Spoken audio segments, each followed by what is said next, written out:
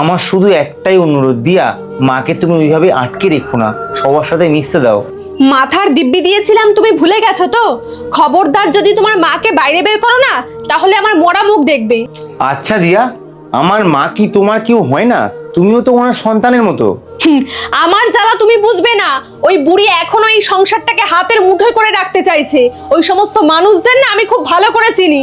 বাবা মায়েরা কোনোদিন নিজের সন্তানদের খারাপ চাইতে পারে না। দিয়া, তোমার দিব্যির কথা ভেবে এতদিন আমি মায়ের সাথে যে অন্যায়টা করেছি, ছেলে হিসাবে যে কতটা যন্ত্রণার তা তুমি বুঝবে না।